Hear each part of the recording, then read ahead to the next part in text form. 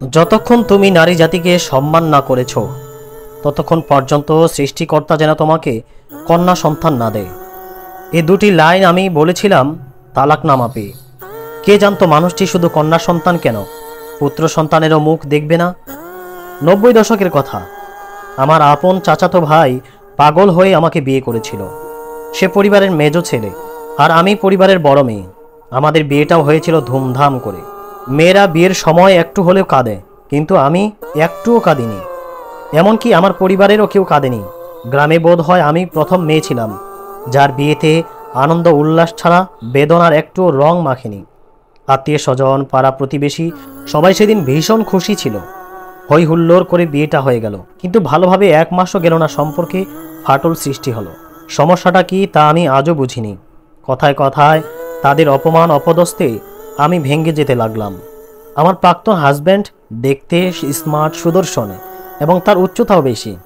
শারীরিক সৌন্দর্য নিয়ে তার অনেক গর্ব ছিল। সে ভাবত এক নারী গেলে এমনইও আরেকজন আসবে। তাহলে আর কি দরকার এত ভালোবাসার? বেশি ভালোবাসলে নাকি মাথায় চড়ে বসে। আমার শাশুড়ি আমাকে প্রচুর খাটাতেন। এ নিয়ে অবশ্য কখনো অভিযোগ ছিল না, কিন্তু এই নারী কখনোই আমায় আদর করে কথা বলেনি।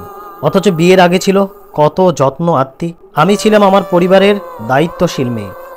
মা প্রায় অসুস্থ থাকায় এক হাতে সব পরিচালনা করতাম। কেন জানি মনে হতো হয়তো তারা আমাকে শুধু কাজের জন্য এনেছে। বিয়ের 2 মাস যেতে না যেতেই প্রাক্তন হাজব্যান্ড আমার গায়ে হাত তোলা শুরু করলো। বিচার বসলো, মানুষ বুঝালো, এগুলো নাকি একটু আধটু হবেই। সংসারের সব মুখ বুঝে সহ্য করে যেতে হয়। আমি তাকে জিজ্ঞেস করলাম, কেন তুমি আমার সাথে এমন করো? পেয়ে গেছো বলে কি কোনো টান নেই, নাকি তোমার সবটাই ছিল মোহ যা এখন কেটে গেছে? এগুলোর কোনো উত্তর তার কাছে ছিল না। আমি নিজের সর্বোচ্চটা দিয়ে সংসার করতে চেয়েছি, বিনিময়ে পেয়েছি অকথ্য কথন আর শারীরিক নির্যাতন। শেষবার যখন আমাকে তারা ঘর থেকে বের করে দেয়, সেদিন প্রাক্তন শাশুড়ির পা ধরে কেঁদে বলেছিলাম, আমাকে সংসারটা করতে দিন, আমি আপনার ছেলেকে ছাড়া থাকতে পারবো না। উত্তরে শুনলাম, নির্লজ্জ মেয়েকে আমি আমার বাড়িতে আর রাখবো না। আত্মীয়রা ও প্রতিবেশীরা সবাই বুঝালো, থাক বাদ দে, এ হয়তো আসলেও তোর কপালে ছিল। আমি সেটা মানতে পারলাম না। আমার আবেগ, আমার ভালোবাসা, প্রেম, জীবনের প্রথম পুরুষকে আমি কিভাবে ছেড়ে দিব? কিভাবে তাকে ছাড়া ভালো থাকব? আমার পৃথিবী ক্রমেই যেন অন্ধকার হয়ে আসছে। তাদের বাড়ি থেকে যখন তালাকনামা আসলো, আমি দৌড়ে ঘর থেকে বের হলাম। মা বাবা আমাকে জোর করে আটকে রাখলেন। চিৎকার দিয়ে কাঁদতে কাঁদতে বলেছিলাম, যতক্ষণ পর্যন্ত তুমি নারী জাতিকে সম্মান না করছো ততক্ষণ পর্যন্ত সৃষ্টিকর্তা যেন তোমাকে কন্যা সন্তান না দেয়। তারপর সে আবার বিয়ে করলো।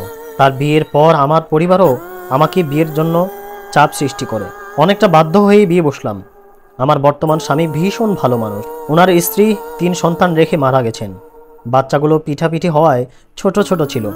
আমি তাদেরকে মায়ের স্নেহ দিয়ে বড় করে তুলেছি। এরপর আমারও একে একে 2টি সন্তান হয়। আমার শ্বশুর শাশুড়িও ছিলেন অসম্ভব রকমের ভালো মনের মানুষ। তারা কখনোই আমাকে বাঁকা চোখে দেখেনি। জীবনের এই দ্বিতীয় সূচনায় আমিও প্রাণ ফিরে পেলাম। কোথায় অতীত আর কোথায় সেই বিভীষিকাময় দিনগুলো, কিছুই আমার মনে থাকলো না। আমার কপালে যে এত সুখ থাকবে কখনো স্বপ্নেও ভাবিনি। এখন আমার বয়স হয়েছে, আমার সন্তানেরাও বড় হয়েছে। সৎ আপনের পার্থক্য নেই, সবাই আমার ওই সন্তান। সবাই আমাকে মায়ের মর্যাদা দেয়। মেয়ে 2টি বিয়ে দিয়ে নাতি নাতনিও পেয়ে গেছি। সবাইকে নিয়ে আমি অনেক খুশি। জীবনে আমার আর কোনোদিন কোনো দুঃখ আসেনি। আমার প্রাক্তন হাজব্যান্ড স্ত্রীকে প্রচুর ভালোবাসে। নিজের মাও যে ছেলেকে ভয় পায়, সেই ছেলে এখন স্ত্রীর হাতের খেলনা পুতুল। বিয়ের 3 মাসের মাথায় সে তার সমস্ত সম্পত্তি স্ত্রীর নামে দিয়ে দেয়, এমনকি নিজের ঘরটা পর্যন্ত। সব কিছু নিজের নামে হওয়ার পর তার স্ত্রী ও শাশুড়ি থেকে আলাদা হয়ে যায়। কথায় কথায় নাকি আমাকে নিয়ে খোঁচা দিয়ে বলে, সবাই কি আমাকে ওর মতো পেয়েছ? সবাই তো ওর মতো না। আমি ওর মতো তোমাদের অত্যাচার সহ্য করার মতো মেয়ে নই। তার স্ত্রী সব সময় নিজের বাপের বাড়ির দিকটা টানত। নিজের বাপের বাড়ির প্রতি ছিল তার সীমাহীন যত্ন। কিন্তু তার হাজব্যান্ড মানে আমার প্রাক্তনের কোনো আত্মীয় সহ্য করতে পারত না। বিয়ের 10 বছর পার হওয়ার পরও তাদের কোনো সন্তান হচ্ছিল না। তখন সবাই নানা রকমের কথা বলা বলি শুরু করে।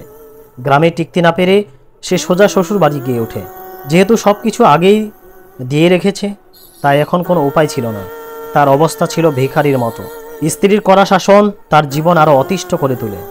সে না পারছিল থাকতে আর না পারছিল ছাড়তে। মানসিক শান্তির আশায় যতবারই পরকিয়া করতে যেত ততবারই ধরা পড়ত। প্রেম ভালোবাসা জুটল না তার। 32টা বছর কেটে গেল অসুরের জিন্দেগির মতো। না পেল সুখ, আর না তো সবটা উজাড় করে দিয়ে একটু তৃপ্তি পেল। তাদের কোনো বাচ্চা কাচ্চা হয়নি। গোটা এক জীবন পার করে তার স্ত্রী মারা গেল বছর 2 আগে। মৃত্যুর আগে স্ত্রী সব সম্পত্তি নিজের ভাই বোনের নামে লিখে দেয়।